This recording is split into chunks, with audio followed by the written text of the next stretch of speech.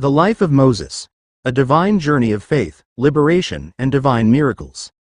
The story of Moses is one of the most profound narratives in the Bible, encompassing themes of divine providence, faith, liberation, and human frailty. From his miraculous birth to his leadership of the Israelites out of Egyptian bondage, Moses' life is a testament to God's power and faithfulness. His story is recorded in the books of Exodus, Leviticus, Numbers, and Deuteronomy, forming a foundational part of the Pentateuch. This comprehensive account explores key events in Moses' life, including his birth in the Nile River, his upbringing in Pharaoh's palace, his divine calling as a prophet, the liberation of the Israelites, the miraculous parting of the Red Sea, Israel's repeated failures to trust God, and the provision of heavenly manna. Each event reveals God's sovereignty and his relentless pursuit of his people despite their shortcomings. The life of Moses. A biblical account. The birth of Moses, Exodus 2, 1-10. Now a man of the tribe of Levi married a Levite woman, and she became pregnant and gave birth to a son. When she saw that he was a fine child, she hid him for 3 months. But when she could hide him no longer, she got a papyrus basket for him and coated it with tar and pitch. Then she placed the child in it and put it among the reeds along the bank of the Nile. His sister stood at a distance to see what would happen to him. Exodus 2, 1-4. Then Pharaoh's daughter went down to the Nile to bathe, and her attendants were walking along the riverbank. She saw the basket among the reeds and sent her female slave to get it. She opened it and saw the baby. He was crying, and she felt sorry for him. "This is one of the Hebrew babies," she said. Exodus chapter 2 verses 5-6. Then his sister asked Pharaoh's daughter, "Shall I go and get one of the Hebrew women to nurse the baby for you?"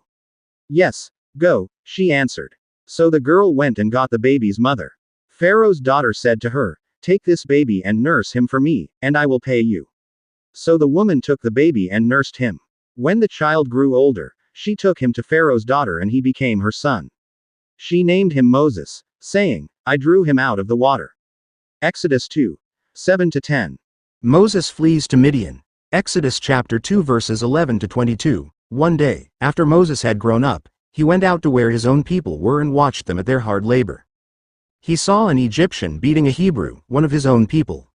Looking this way and that and seeing no one, he killed the Egyptian and hid him in the sand. The next day he went out and saw 2 Hebrews fighting. He asked the one in the wrong, "Why are you hitting your fellow Hebrew?"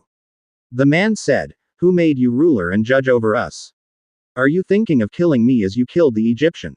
Then Moses was afraid and thought, "What I did must have become known." When Pharaoh heard of this, he tried to kill Moses, but Moses fled from Pharaoh and went to live in Midian, where he sat down by a well. Exodus 2:11-15. Now a priest of Midian had 7 daughters, and they came to draw water and fill the troughs to water their father's flock. Some shepherds came along and drove them away, but Moses got up and came to their rescue and watered their flock. When the girls returned to rule their father, he asked them, "Why have you returned so early today?" They answered, "An Egyptian rescued us from the shepherds. He even drew water for us and watered the flock." "And where is he?" Reuel asked his daughters. "Why did you leave him? Invite him to have something to eat." Moses agreed to stay with the man, who gave his daughter Zipporah to Moses in marriage. Zipporah gave birth to a son, and Moses named him Gershom, saying, "I have become a foreigner in a foreign land." Exodus 2:16-22. The burning bush and God's call. Exodus chapter 3 verse 1-4-17. Now Moses was tending the flock of Jethro his father-in-law, the priest of Midian, and he led the flock to the far side of the wilderness and came to Horeb, the mountain of God. There the angel of the Lord appeared to him in flames of fire from within a bush. Moses saw that though the bush was on fire it did not burn up. So Moses thought, "I will go over and see this strange sight, why the bush does not burn up." Exodus chapter 3 verses 1-3. When the Lord saw that he had gone over to look, God called to him from within the bush, "Moses, Moses." And Moses said, "Here I am." "Do not come any closer," God said. "Take off your sandals, for the place where you are standing is holy ground." Then he said, "I am the God of your father, the God of Abraham, the God of Isaac and the God of Jacob." At this, Moses hid his face, because he was afraid to look at God. Exodus chapter 3 verses 4-6. The Lord said, "I have indeed seen the misery of my people in Egypt. I have heard them crying out because of their slave drivers, and I am concerned about their suffering. So I have come down to rescue them from the hand of the Egyptians and to bring them up out of that land into a good and spacious land, a land flowing with milk and honey, the home of the Canaanites, Hittites, Amorites, Perizzites, Hivites and Jebusites. And now the cry of the Israelites has reached me, and I have seen the way the Egyptians are oppressing them. So now, go. I am sending you to Pharaoh to bring my people the Israelites out of Egypt. Exodus chapter 3 verses 7 to 10. But Moses said to God, "Who am I that I should go to Pharaoh and bring the Israelites out of Egypt?" And God said, "I will be with you. And this will be the sign to you that it is I who have sent you. When you have brought the people out of Egypt, you will worship God on this mountain." Exodus chapter 3 verses 11 to 12. Moses said to God, "Suppose I go to the Israelites and say to them, 'The God of your fathers has sent me to you,' and they ask me, 'What is his name?' Then what shall I tell them?" God said to Moses, "I am who I am. This is what you are to say to the Israelites. I am has sent me to you." Exodus 3:13-14. Moses answered, "What if they do not believe me or listen to me and say, 'The Lord did not appear to you'?" Then the Lord said to him, "What is that in your hand?" "A staff," he replied. The Lord said, "Throw it on the ground." Moses threw it on the ground and it became a snake, and he ran from it. Then the Lord said to Moses, "Reach out your hand and take it by the tail." So Moses reached out and took hold of the snake and it turned back into a staff in his hand. "This," said the Lord, "is so that they may believe that the Lord, the God of their fathers, the God of Abraham, the God of Isaac and the God of Jacob, has appeared to you." Exodus 4. 1-5. Moses and Aaron demanded Pharaoh release the Israelites, but Pharaoh hardened his heart. Exodus 5. 1-2. In response, God sent 10 devastating plagues. 1. Water turned to blood. Exodus 7:14-24. 2. Frogs. Exodus 8. 1-15. 3. Gnats. Exodus 8:16-19. 4.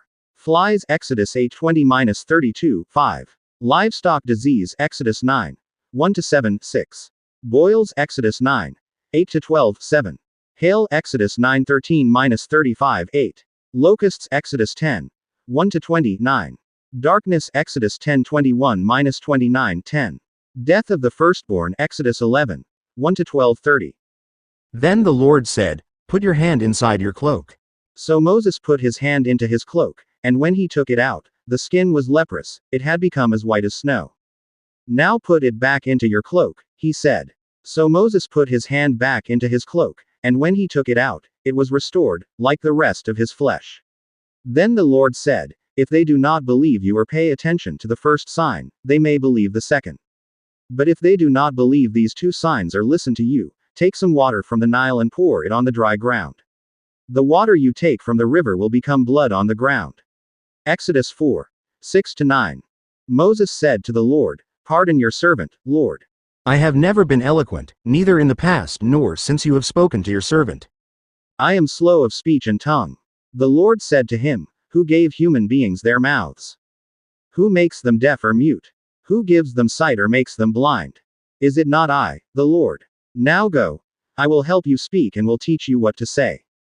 But Moses said, "Pardon your servant, Lord. Please send someone else."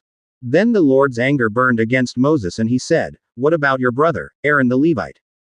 I know he can speak well. He is already on his way to meet you, and he will be glad to see you. You shall speak to him and put words in his mouth. I will help both of you speak and will teach you what to do. He will speak to the people for you, and it will be as if he were your mouth and as if you were God to him. But take this staff in your hand so you can perform the signs with it." Exodus 4:10-17.